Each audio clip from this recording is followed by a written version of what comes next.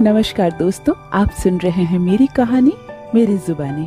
आज ननद और भाभी की एक स्पेशल कहानी आपको सुनाने जा रही हूँ। कहानी सुनते ही कुछ आपको अपना सा लगेगा। प्रतिभा एक मध्यम वर्गीय परिवार की सबसे बड़ी बेटी। प्रतिभा के बाद दो और बहनें हैं और तब जाकर एक छोटा भाई है जो अभी पढ़ाई कर रहा है।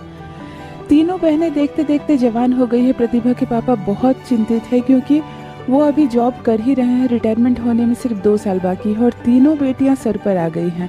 एक एक करके शादी भी करेंगे। अगर 2-2 साल के अंतराल में तो 6 साल लग जाएंगे। बस इसी चिंता में प्रतिभा के पापा दिन रात बिता रहे हैं। प्रतिभा ने इकोनॉमिक्स ऑनर्स में एमए किया है और देखने में बेहद खूबसूरत है। प्रतिभा की हाइट भी बहुत ज़्यादा है। लंबी लड़कियां तो अभी सभी ढूंढ रहे हैं। बस इसी कारण से कहते हैं ना, हर बेटी अपना नसीब लेकर खुद आती है। माता पिता की आय पर उसका नसीब निर्भर नहीं करता है। कुछ यही होता है प्रतिभा के साथ। और प्रतिभा के लिए एक बहुत ही अमीर और रईस घर से रिश्ता आता है।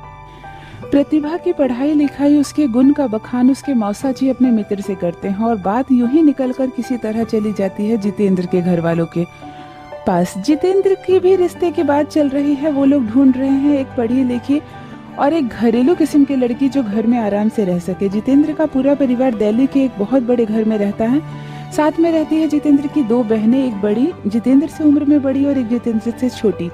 मम्मी और पापा। जितेंद्र एकमात्र भाई है अपने घर का, इसीलिए वो लोग लड़की ऐसी ढूंढ रहे हैं जिसे काम काज करने की जरूरत नहीं है बाहर। बस वो घर को अच्छी तरह संभाल ले और पढ़ी लिखी हो ताकि घर और बाकी के कागजात का काम भी वो कर सके। जब प्रतिभा की बात जितेंद्र के घर वालों के कान में पड़ती है तो वो बहुत खुश होते हैं। छोटे शहर की प्रतिभा रहने वाली है और जितेंद्र के घर वालों का ये मानना है कि जब हम छोटे शहर से किसी लड़की को लाते हैं तो वो ज़्यादा पंख नहीं फैलाती है, वो आराम से घर में रहती है। बस यही सब सोचकर जितेंद्र के घर वाले और जितेंद्र देखने चले आते हैं प्रतिभा को। प्रतिभा को आज पहली बार कोई देखने आ रहा है। सुबह से घर में गहमा गहमी है। नए पर्दे लग गए हैं, हर बिस्तर पर नया बेडशीट डाल दिया गया है। पता नहीं अगर कोई आए और उसमें लेडीज आए तो कहीं लेडीज अंदर घर में ना आ जाए, इसीलिए हर बिस्तर का चादर बदल दिया गया है। किचन की भी सफाई की गई है। प्रतिभा और उसकी दोनों बहनें माँ के साथ मिलकर हाथ बटा रही है। खाने में क्या बनेगा, पहले क्या दिया जाएगा, उसके बाद क्या दिया जाएगा, जैसी सारी कार्यक्रम हो रही है। प्रतिभा तो साड़ी कौन सा पहनेगी बेटा, कान में झुमके पहन लेना सोने वाला मेरा निकाल कर। प्रतिभा कहती है माँ उसकी ज़रूरत नहीं है।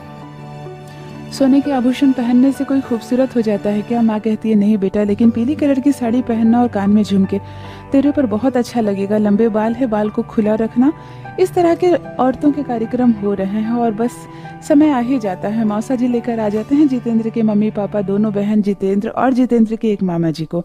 इतने लोग आते हैं। प्रतिभा के पिता हाथ जोड़कर बाहर ही खड़े हैं। बड़ी लंबी कार जब घर के बाहर रुकती है तो लोग, मोहल्ले वाले भी देखने लगते हैं प्रतिभा का नसीब कितना अच्छा है। बताओ, इतने अमीर घर से रिश्ता आया है। लड़का जब कार से बाहर उतरता है तो भी लोग देखने लगते हैं, भला इतना सुंदर लड़का। हाँ, हमारी प्रतिभा भी किस बात में कम है क्या? मोहल्ला की कुछ औरतें आपस में कानाफूसी करने लगती हैं। सभी मेहमान सामने बैठते हैं। प्रतिभा की दोनों बहनें भी बहुत सुंदर सूट पहनकर तैयार है और वो आंख के सामने ही इधर उधर हो रही है। कोई नमस्ते कर रही है तो कोई पानी का गिलास दे रही है। माँ पूछ बैठती है, जितेंद्र की माँ पूछ बैठती है कि इन दोनों में से प्रतिभा कौन है। तो प्रतिभा की माँ मुस्कुराने लगती है और कहती है नहीं, ये दोनों मेरी छोटी बेटियां हैं। प्रतिभा मेरी सबसे बड़ी बेटी है, वो अभी आएगी। जितेंद्र मुस्कुरा रहे हैं। बाकी दोनों लड़कियां भी काफ़ी खूबसूरत हैं। जितेंद्र की माँ यही सोच रही है कि अगर बड़ी बेटी प्रतिभा हमें पसंद नहीं आएगी तो उसके बाद जो मंजू है वो भी देखने में काफ़ी खूबसूरत है। उसे ऐसा लगा कि मंजू काफ़ी सुंदर है। अगर प्रतिभा अच्छी ना हो तो मैं मंजू को पसंद कर लूँगी। तभी प्रतिभा पीली कलर की साड़ी, सोने के झुमके पहनकर, हाथ में 6 कप चाय लेकर आती है। धीरे धीरे कदम बढ़ाकर प्रतिभा जैसे जैसे कमरे के नज़दीक आ रही है, दूर से ही प्रतिभा की होने वाली सास की नज़र उस पर पड़ती है। मानो एक ही क्षण में दिल जीत लेती है। बहू हो तो ऐसी। प्रतिभा की सास मन में कल्पना करने लगती है कि ये लड़की जब बहू बनकर सर पर आंचल लेकर हमारे घर में चलेगी तो कितनी सुंदर लगेगी। जितेंद्र नजर उठाकर प्रतिभा को देखता है। प्रतिभा का व्यक्तित्व इतना आकर्षण है कि वो एक ही नज़र में सबको जच जाती है। प्रतिभा चाय का ट्रे रखती है, नमस्ते करती है और बस ये रिश्ता समझो तय हो जाता है। बहुत ही जल्दी, बिना किसी लेन देन के 2.5 महीने के अंदर प्रतिभा और जितेंद्र की शादी हो जाती है। प्रतिभा विदा होकर दिल्ली चली जाती है अपने ससुराल में। ससुराल में जाते ही प्रतिभा को बहुत कुछ समझाया जाता है। सभी जानते हैं कि मध्यम वर्गीय परिवार की है, लेकिन सास कोई भेदभाव नहीं करती है। वो ये जानती है कि प्रतिभा अब हमारे घर की बहू है, इसीलिए इसका मायका कोई मायने नहीं रखता। लेकिन जो बड़ी ननद है स्वाति, उसे बस यही लगता है कि भाभी तो एक मध्यम वर्गीय एक गरीब घर की लड़की है, इसने तो कभी महंगे कपड़े देखे भी नहीं होंगे।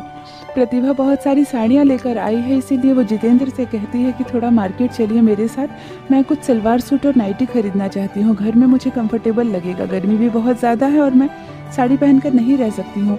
सासू माँ ने भी कहा है कि तुम जो पहनना चाहो पहन सकती हो, सूट या नाइटी। जितेंद्र ने कहा ठीक है, आज ऑफिस से आने के बाद मैं तुम्हें मार्केट लेकर जाऊंगा और कुछ कपड़े खरीद लेना। बड़ी ननद स्वाति के कान में ये बात पड़ती है। वो सोचती है कि मेरे पास तो कितने सारे मेरे पुराने सूट हैं जिसे मैंने बहुत कम पहना है, किसी को 2 बार, किसी को 4 बार, किसी को 2 साल से रखा हुआ एक बार भी नहीं निकाल कर पहन पाई हूँ।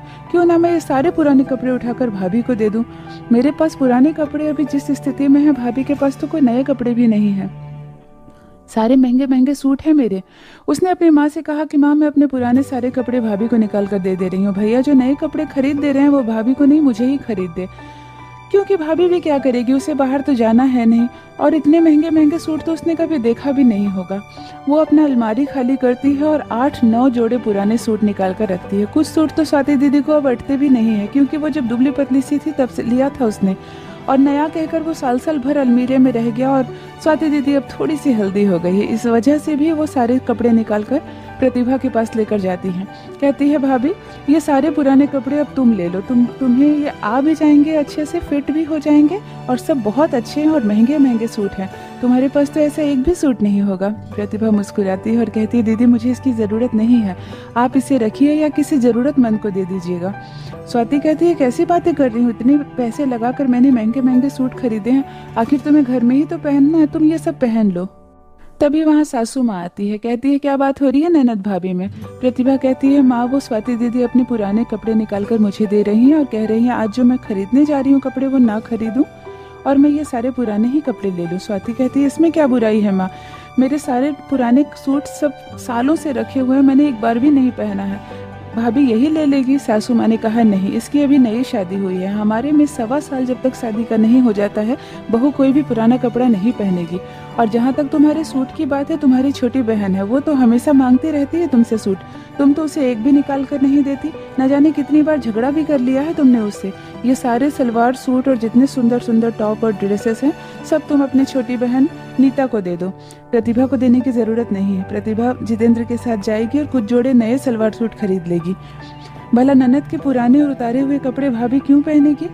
तुम भी समझो इसकी अभी नई शादी हुई है, तुम अपने पुराने सूट तुम्हें नहीं देना चाहिए इसे। कल को तुम भी बहू बनकर किसी के घर जाओगी, तुम्हारी ननद अगर तुम्हें अपने शरीर का उतारा हुआ 8 जोड़ा कपड़ा दे देगी तो तुम ले लोगी क्या। स्वाति दीदी कहती है बिल्कुल नहीं, मुझे क्या कपड़े की कमी है, और अगर कमी भी रहेगी तो मैं अपने पति से कहूँगी कि मुझे 2 जोड़ा नया कपड़ा खरीदे, मैं अपने ननद के उतारे कपड़े क्यों लूँगी। प्रतिभा मुस्कुराने लगती है। सासू माँ ने कहा तो फिर ये भी तुम्हारी भाभी है, तुम्हारे पुराने उतारे हुए कपड़ों की इनको भी ज़रूरत नहीं है। ये आज जितेंद्र के साथ जाएगी और कुछ जोड़े कपड़े खरीद लेंगी। स्वाति का मुंह बन जाता है, वो चिढ़कर अपने कमरे में चली जाती है। सास कहती है बेटा तुम्हें बुरा तो नहीं लगा स्वाति की बात। प्रतिभा कहती है नहीं माँ, स्वाति दीदी अब मेरी बहन जैसी है, और जहाँ तक उतारे हुए कपड़े की बात है मैं कोई भेदभाव नहीं करूँगी। अगर शादी के 1.25 साल तक पुराने कपड़े नहीं पहनते तो मैं नहीं पहनूंगी, लेकिन उसके बाद मैं दीदी के कुछ कपड़े ज़रूर ले लूँगी और मुझे कोई ऐतराज़ नहीं पहनने की। यह कहकर सास बहू मुस्कुराने लगती है और आपस में सामंजस्य कुछ बेहतर बैठता है। ये थी दोस्तों एक ननद और भाभी की छोटी सी नोकझोंक की छोटी सी कहानी। आशा करती हूँ दोस्तों कहानी आपको पसंद आई होगी। मेरी कहानियाँ पसंद आए तो चैनल को सब्सक्राइब ज़रूर कीजिए। बने रहिए मेरे साथ, आप सुन रहे हैं मेरी कहानी मेरी जुबानी। धन्यवाद।